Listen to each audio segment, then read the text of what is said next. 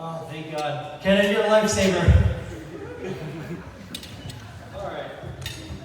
All right, before we go too far, I would like to first take a moment to acknowledge all the hard work that was put in by Michelle and her family to put this event together.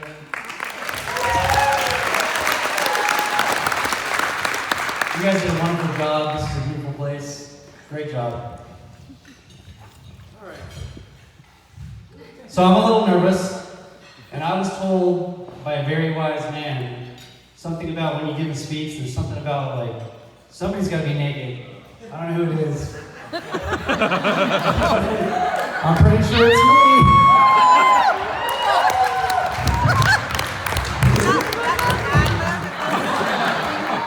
Alright, that's as far as I'm going. I can take my shirt off, but I'm not taking my pants off. Sorry, ladies.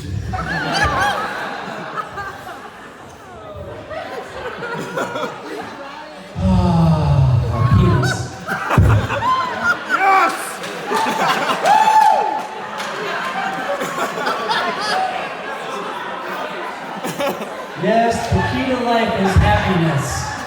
That's what I said. I said happiness. You all have sick minds. Now on to my roller team. It's not working tonight, Josh. What's that? They're working overnight. Mike's night. Alright, now on to my... I can't say enough good things about Tim. I'm going to read off this now. Like all the last stuff was ad-lib, but this is, I actually don't read, sorry. Tim's the kind of guy that you'd not only invite to your wedding, but you'd probably want him to be your best man.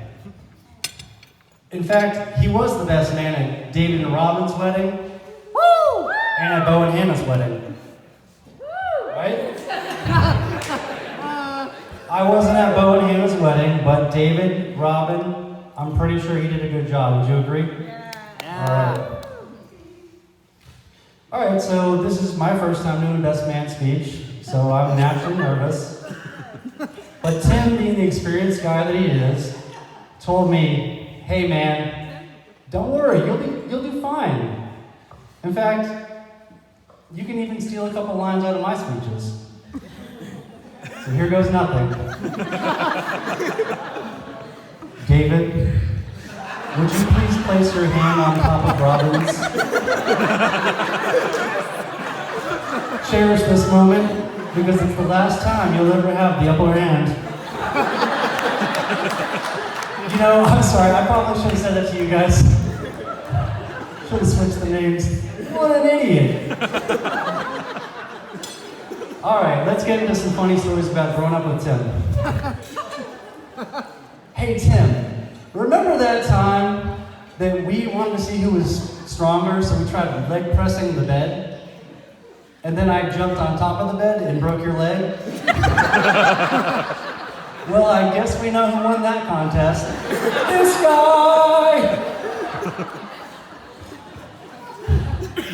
Hey Tim,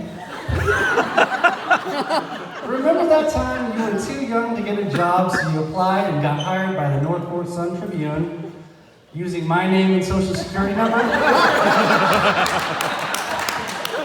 Hilarious! Well, I didn't pay taxes that year, so the joke's on Uncle Sam. Hey Tim, remember that time we found the YMCA doors unlocked on a day they were supposed to be closed? And you, Kenan, Curtis, and I all went inside and used the gymnasium? And we used the rock wall? Yeah, that's a pretty good time, right? I don't want to brag or anything, but I think that I may have illegally trespassed that day better than anyone else, because I was the only one who was old enough to get prosecuted under the full extent of the law for trespassing. Okay, Curtis is older than me, so he was actually old enough to have a good day. All right, let's see, I got one more. All right, so I could go on and on, but I was told by a very wise man to keep it under 45 minutes. But you know what? To heck with it.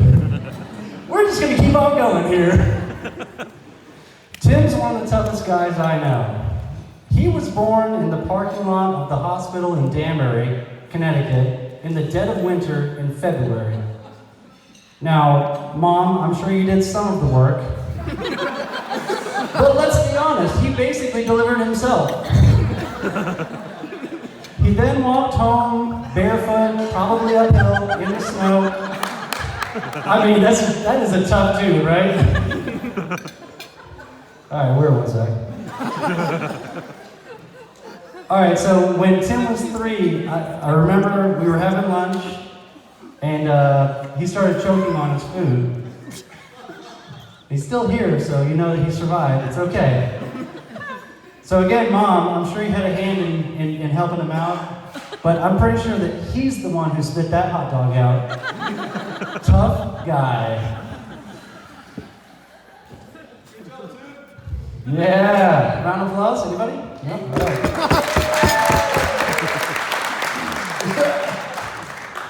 All right. All right. Tim once let his sister and her friends put makeup on him. He was 4, okay? He was very impressionable. But I like to think that he allowed it because he's just that comfortable with his own masculinity. In fact, Tim's probably wearing ladies' underwear now. Oh boy. All right, okay, all jokes aside, I want to talk about one of the times when Tim really came through for me. I was in my early 20s, and I was going through a pretty tough time. Tim saw that I was suffering, and he said, "Hey man, let's just go on a road trip and get away for a while." He was about to start a new job, and he told the place, "Sorry, I can't start right now. I gotta go to New York with my brother, and I'll probably be back in a month or so."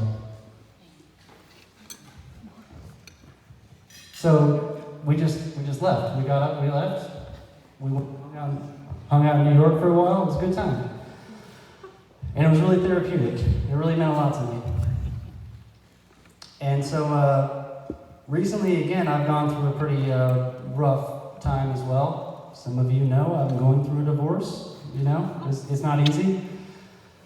Tim's been there for me the entire time. You know, every time I need to have Tim hang out with me for moral support, he's right there for me.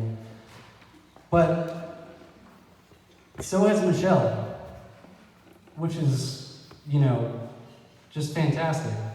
I know there have been times when Michelle really wanted to hang out with Tim, and she just goes, "You know what, just go hang out with your brother. He needs you right now."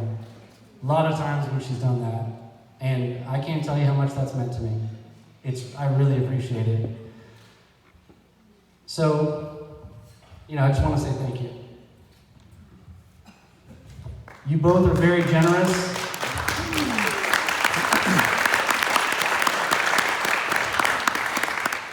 I should put my shirt back on.